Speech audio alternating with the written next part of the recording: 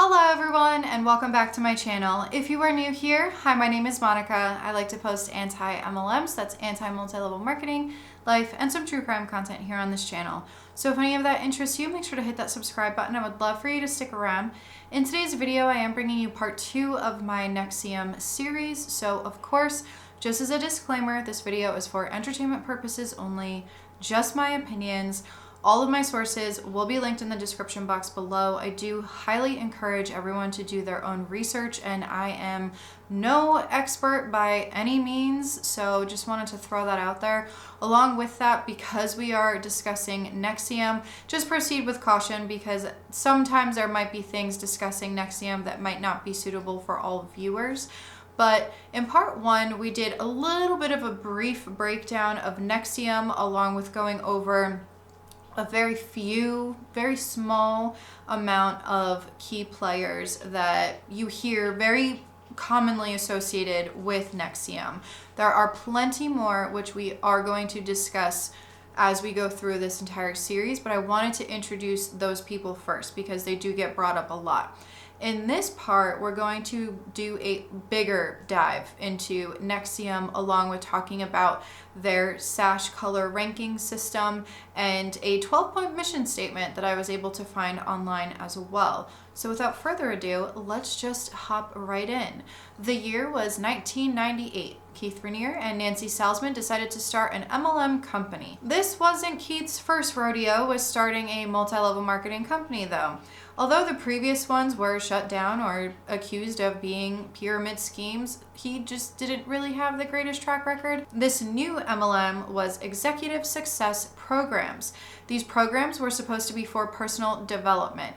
If you're unfamiliar with the multi-level marketing industry, it is very, very highly encouraged to focus on personal development, self-help, motivational books or seminars. But I do believe the MLM industry has in a way tainted what personal development really is with how heavily they focus on that and really take it to the next extreme with toxic positivity. There's nothing wrong with being positive and having an optimistic outlook. It's when good vibes only becomes a way of life that it's toxic. My issue with personal development and MLMs, besides the toxic positivity, is that if you're struggling to build your business, and I use that term business very loosely, but instead of your upline giving you legitimate tools on how to grow and be successful, they'll tell you to just go read some personal development, which is why there are so many self-help gurus that thrive within the MLM industry. That's why it's no surprise that Keith would go down this route. In my opinion, I do think a lot of self-help gurus realize they can be more successful making money off of network marketing or multi-level marketing by not being really truly in it. I made a video on the TeamZ app probably about a year ago now, and that was started by previous MLMers. So I wonder if they weren't really as successful as they portrayed, but they saw they could capitalize off of the industry in another way. The reason being is because MLMers are trying to achieve this unrealistic dream. They're trying so hard to make it, and they think if they just keep going, do all the things, and take their business to the next level by paying for TeamZ or by going to seminars to these self-help gurus such as Eric Worre and Tiny Ribbons or Tony Robbins, that they're going to achieve all of their goals and all of their dreams. All because if you just work your biz and keep a positive attitude, that will be what makes you successful in an MLM. Keith would go on to claim that these executive success programs, that their main emphasis is to have people experience more joy in their lives. Keith would have his students or members of these programs call him Vanguard, and Nancy Salzman's title was called Prefect. This was due to Keith's favorite arcade game that was developed in 1981, where the destruction of your enemies would increase your own power. The plot of the game entailed the Gond, who had been destroying space colonies with raids of destruction. The player was to bring down the Gond, and they would be equipped with a fighter ship. If the player would not bring down their enemies, each of these colonies were subject to mass destruction by the Gond. I can see why Keith would like to be called Vanguard. That held a meaning of power to him. Whereas Nancy's Prefect title is a little more self-explanatory. If you don't happen to know what this term means, according to Google, the first definition says in some schools, a senior student authorized to enforce discipline, which would make sense because Nancy was Keith's first student and a co-founder of these programs. Apparently, NXIVM's training was subject to non-disclosure agreements. They said their training was a trade secret. If we fast forward to 2003, NXIVM actually sued the Ross Institute for copyright infringement. The reasoning behind this was because Rick Ross, who I spoke about in part 1 and is a cult expert, got a hold of the company's manual from Stephanie Franco, an ex-member, and he went on to post this to his website. After Rick analyzed and dissected the manual, along with getting a psychiatrist involved, they called the training expensive brainwashing. Stephanie Franco was a co-defendant during this trial, and she did in fact sign an NDA which states you cannot give this information to others. Stephanie Franco was a New Jersey social worker who spent a little over $2,000 plus expenses for a 5-day class due to it being recommended to her. NXIVM filed in both New York and New Jersey, but both were dismissed. There was an appeal, and the United States Court of Appeals for the Second Circuit did support the original dismissals because while the manual was obtained in violation of the NDA, it was still considered fair use since Rick Ross's use was a critical analysis, not a replacement for the original manual. Then we move on to the Forbes article that was published in October of 2003 about NXIVM and Keith. The article was written by Michael Friedman, and the title was Cult of Personality. According to a Vanity Fair article that was reporting on the Forbes article, they said that people at NXIVM were stunned. They expected a positive story. Some of the top-ranking people of NXIVM that spoke to Forbes included Keith Raniere, Nancy Salzman, and Sarah Brofman. What upset them was that Edgar Brofman said that he thinks that it's a cult. If you missed part 1, Edgar Brofman is the father of Sarah and Claire Brofman. If you know the company Seagram's, yep, that's theirs, and Sarah and Claire are heiresses of that. Sarah and Claire did join NXIVM and even had their father Edgar take a course, but he clearly was not a fan of it like his daughters were. He especially had an issue with Claire taking out a line of credit to loan NXIVM $2 million. Later on, in 2010, another article would come out that talked about how the Brofman sisters took advice from Keith, and unfortunately, this actually resulted in some failed real estate deals. However, let's get back to the Forbes article because there are a few things that were stated in that article that I do want to mention. Keep in mind that this article is a little over 17 years old, so of course certain things have changed since, but they said in this article, Raniere, who has no MBA, has shrewdly cashed in on the high-profit fad of executive coaching, a booming multi-billion-dollar market. It includes established firms and renowned individuals who promise to help people become better executives, improve productivity, and navigate office politics. But some people see a darker and more manipulative side to Keith Raniere. Detractors say he runs a cult-like program aimed at breaking down his subjects psychologically, separating them from their families, and inducting them into a bizarre world of messianic pretensions, idiosyncratic language, and ritualistic practices. Raniere says there's nothing in his operation that makes it a cult, and indeed, many enrollees see executive success programs as a good coaching program and nothing more.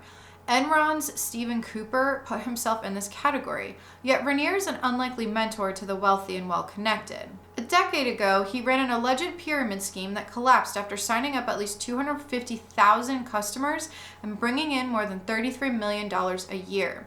A federal judge ruled in favor of an ex-girlfriend who was in a bitter legal fight with Raniere, citing a jilted fellow's attempt at revenge, and finding that Raniere had harassed her, disrupted her business, and manipulating her into giving up her 10-year-old son to the boy's father. That woman was Tony Natalie, and she told Forbes that she believes Raniere brainwashed her, telling her she was put on this earth to carry his baby, the baby who would alter the course of history. Raniere claims that this claim is ridiculous and not very rational. Raniere has no driver's license, relying on friends for rides and walking up to 12 miles a day. He says he has no bank account and that he forgoes any salary from the $4 million a year coaching program he created. I consider everything payment for what I've done. Though he co-owns a small house near Albany, New York with a female friend, he spends most nights at one or another of 3 friends' homes. He claims not to own a bed. I live, he says with a disarmingly warm smile, a somewhat church mouse type existence. Executive success resembles motivational groups such as the Landmark Forum, the Sterling Institute of Relationship and LifeSpring. It is also reminiscent of the human potential training of the 1970s with a few Scientology-like elements and parallels to EST, the much criticized groupthink program founded by Werner Erhard.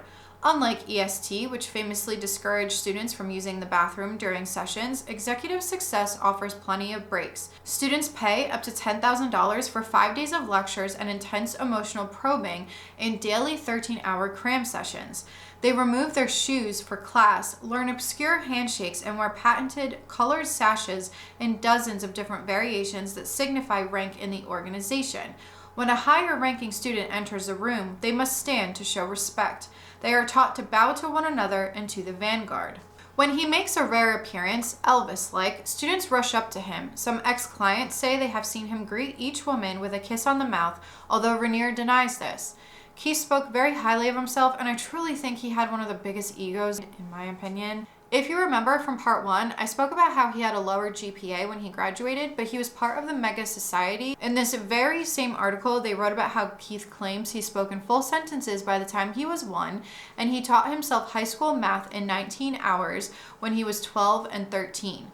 I find that really hard to believe, and I don't know if Keith actually believed all of this that he was claiming, or if he was just flat out lying to people, or maybe even a mixture of both. According to the Forbes article, when you go to these courses, the days start at 8 a.m. with an ESP hand clap. The students would go through sessions that included money, face of the universe, control, freedom and surrender, and more. Some of these courses lasted 17 hours a day, and because of the exhaustion, there were several people who had to be hospitalized during these sessions due to having breakdowns or psychotic episodes. They talk about how parasites are people who suffer and create problems where none exist or are craving attention. Suppressives are people who see good but want to destroy it, which means that anyone who criticized the executive success programs were suppressive people. Doesn't this kind of sound a little too familiar? Kind of like Scientology? Coaches of ESP were telling students that they should take more sessions, more than one time, which would come out to thousands of dollars. During these sessions, teachers would try to find out information about the students, such as their beliefs and backgrounds. I do think this was a way to have some kind of collateral against these members. They tried to get students to talk about their bad habits and see how it benefits their survival, then replace it with a new habit. NXIVM had a 12-point mission statement where students or members would talk about purging themselves of all parasites and envy-based habits. Let's take a quick look at the 12-point mission statement. Number 1, success is an interior state of clear and honest awareness of who I am, my values in the world, and my responsibility for the reactions I have to all things. 2, there are no ultimate victims, therefore I will not choose to be a victim. 3, I am committed to my success. I understand that we must all elevate ourselves and thus elevate all others just as everyone else elevates us. This is interdependence. 4, the success obtained by my own means is successful gained. True success cannot be stolen, copied, or obtained by chance. I will not appear to be successful by these means or by any other. I will earn my own success. 5, tribute is a form of payment and honor. It is to give honor to those who merit honor. I will use the tribute to praise others beyond my petty dislikes. As a result, I will define my being and my true contribution to humanity. 6, successful people do not steal and have no desire or need to steal. I will not steal anything. I will always earn what I need and want. Copying without permission or tribute is not a compliment. It is robbery. The robbery is to take or receive anything without having earned it. It is always at the expense, however small, of others. Inner honesty and integrity are the highest human values and the foundation of human psychology. All other values emerge from them. I will never change my inner integrity or honesty for any other value. Never worth it. 8, the methods and information I learn in ESP are for my personal use only. I will not speak of them, nor will I give to others knowledge of them outside ESP. Part of being accepted into ESP is to keep all the information confidential. If I violate this commitment, I am breaking a promise and breaching my contract, but more, I am deteriorating my internal and integrated honesty. 9. Real success is never at the expense of others. As a successful individual, I will never envy someone else's success. I will rejoice because I understand that the success of others elevates me, even a little, because I am also part of the human team. The updating of human potential by anyone is a tribute to the whole humanity team. If others are successful, I will protect their success against those who envy them. I promise to free myself from all habits that are based on parasitism and envy, and replace them with habits of effort and interdependence. 10. I will accept without reservation the success I have gained. I will accept neither more nor less. This is to accept with integrity. I will give unreservedly to those who have earned it. This is to give with integrity. I will accept with integrity as easily as I give with integrity. Not to accept what I am worth or what I have won is to devalue myself and therefore to devalue others. 11. People control the money, wealth, and resources of the world. It is essential for the survival of humanity that these things are in control of successful and ethical people. I promise to ethically control as much money, wealth, and resources of the world as possible within my plan of success. I will always support the ethical control of these things. And lastly, number 12. A world of successful people will undoubtedly be a better world, a world free from hunger, theft, dishonesty, envy, and insecurity. People will no longer try to destroy each other, steal from each other, lower each other, or rejoice at the loss of another. Success, ethics, and integrity go hand in hand. I promise to share and enroll people in ESP and their mission for my own benefit and to make the world a better place to live. There is a great article that will be listed within my sources link below that goes into a breakdown of each of these points. And it's a really great article. I highly recommend that you read it, but I just wanted to present them to you in this video. If we bring it back to Sarah Brofman, she started taking the classes at the end of 2002 after her marriage ended. At the time, she lived in Belgium and had a family friend recommend these courses to her, and that's when she decided to join, later becoming a full-time coach. At one point, Sarah said, quote, "I don't know how much you know about my family, but coming from a family where I've never had to earn anything before in my life, it was a very, very moving experience for me to be awarded this yellow sash. It was the first thing I had earned on just my merits," end quote. Since Sarah mentioned the yellow sash in this quote, let's take a look at the sash colors and what they mean in NXIVM. The color of the sashes kind of showed your rank amongst other members. NXIVM isn't the only one who uses this concept though. We have martial arts that use belts, or if you remember in Tiger King, I feel like that came out ages ago, but Carol Baskin did something similar with the t-shirts of her volunteers, the color of the t-shirts. It's just a way to differentiate who's of a higher standing, whether it be based on merit, skill, or in NXIVM's case, money, in my opinion. These sashes had to be ironed on a daily basis. When you first entered into this sex cult, you started off with a white sash, and this shows that you're a student. The striped path is what they call this entire process of rank advancing. Keith was a person who decided which sash color you would receive, but most of the time it had to do with how many classes you were taking and how many people you were recruiting. In other words, it depended on how much money you were giving NXIVM, allegedly, in my opinion. As I said, white sashes were for students, and anyone who paid to take these classes received a white sash. It's been said that Keith wore a white sash at times because he referred to himself as a student, and this was to make him seem humble or relatable to the other members.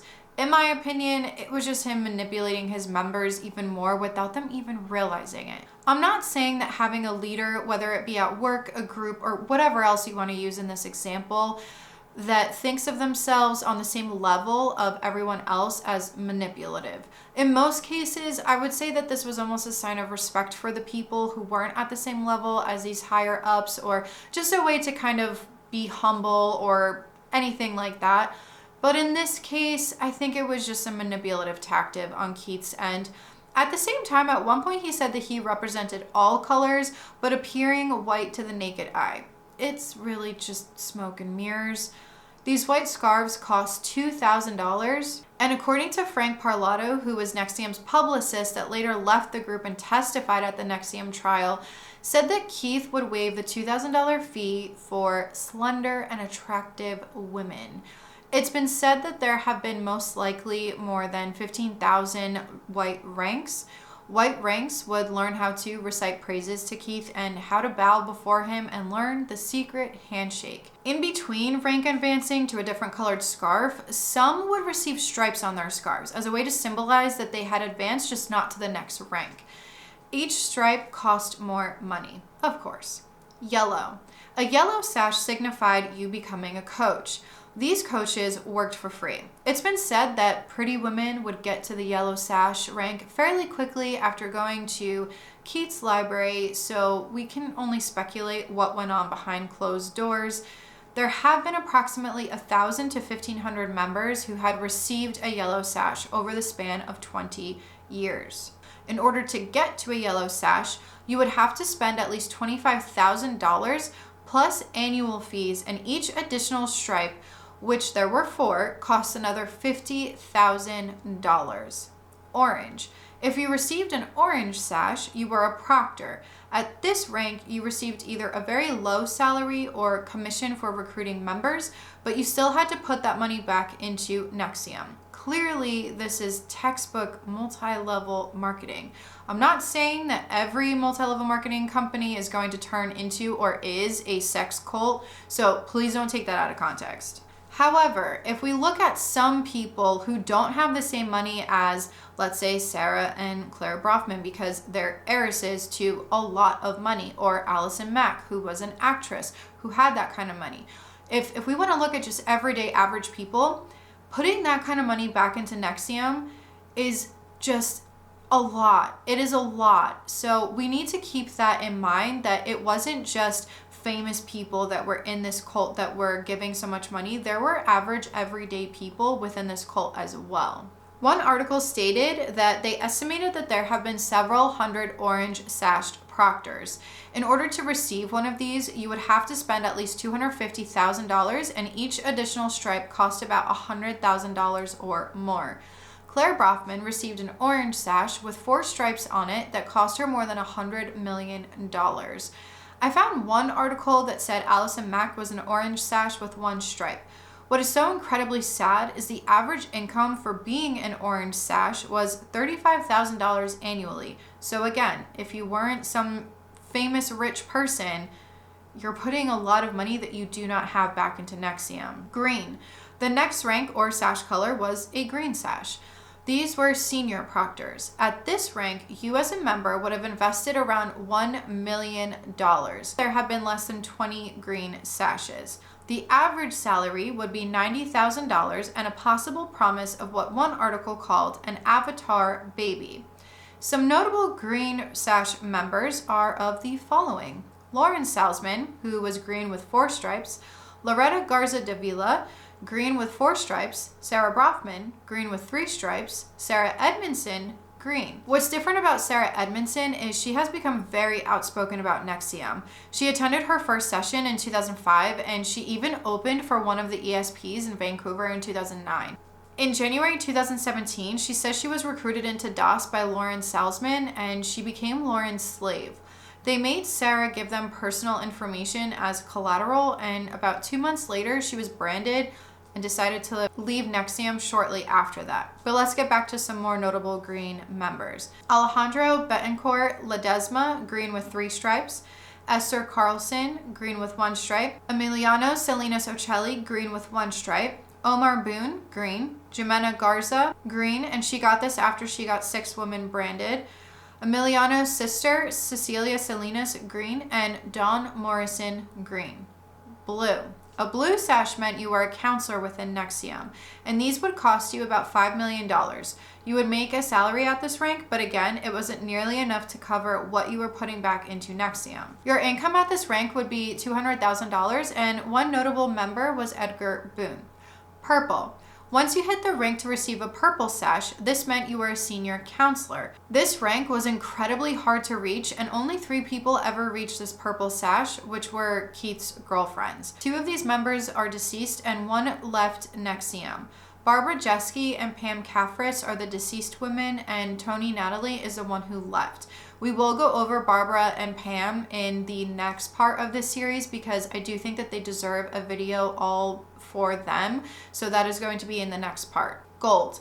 A gold sash was reserved for the prefect, or otherwise known as co-founder Nancy Salzman. Even though these sashes and what happens to get there is disturbing and intense, and I really do think that those 2 words are an understatement, there's something else that happens to make a note of, and that is of them playing volleyball. Now, you may not think of volleyball as being anything bad, but the vow did focus on this according to some articles I read, because of course I haven't watched the vow yet, but I do plan on doing that once I have more time. But they would play volleyball really late at night. Keith never showed up at the gym to play before 10:30 or 11, and they would play volleyball sometimes until even 7 a.m. Playing volleyball wasn't mandatory, but if you wanted to rank advance, guess what? You were going to play. When they would play, if Keith sat around the bleachers, it was almost as if everyone flocked to him because they just had to be by the vanguard. Some might not think anything of it because it's just volleyball. How harmful could it possibly be? But if you think about it, let's say that you're going to these sessions or these classes during the day, and then you're encouraged to go play volleyball, which is a physical activity. So not only are you mentally tired, but now you're physically tired. Keith was only doing this to break people down. One article that I was reading talked about how in the docuseries they showed Allison Mack meeting Keith for the first time at volleyball night. It's shown that she is really calm and happy at first, and then she just starts to tear up. Keith told her that she is responsible for all of her unhappiness. There is one interview that a lot of people have used when they discuss NXIVM, and if you watch Allison speaking with Keith, it's almost like she's mesmerized by him, and it's almost like she may think, and I'm not trying to put words in her mouth, but it looks like this, that it's almost as if she thinks he's a higher being of sorts. And when you listen to what Keith is saying, he's really not saying all that much. He's just kind of running around in circles with what he's saying. Do you know what I'm going to say right now? No. You're insecure about that? Yeah. Is that scary for you? No. Why not? Because I trust that what you're going to say is going to be good and in the end, you're going to be okay. I'll be fine, yeah.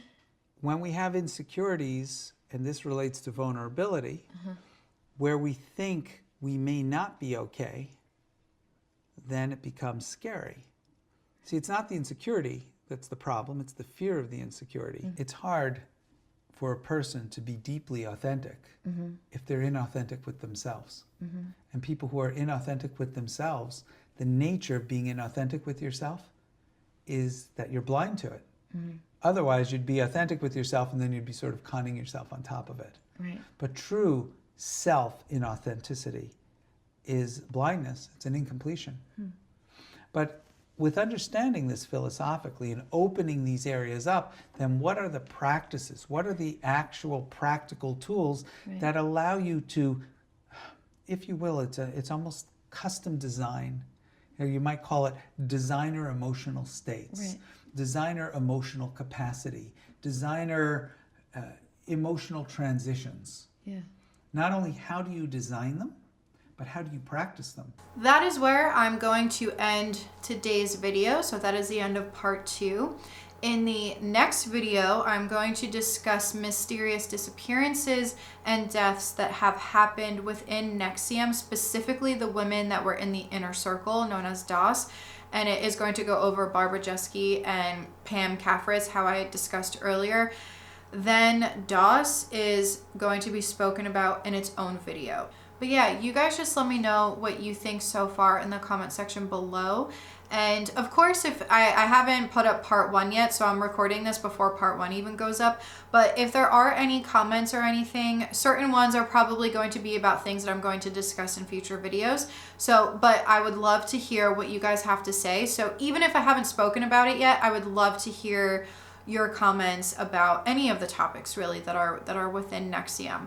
But anyway, I will leave you guys at that, and I will see you guys next time. Thank you so much for watching, and this is Monica reporting to you live from a highway. Bye!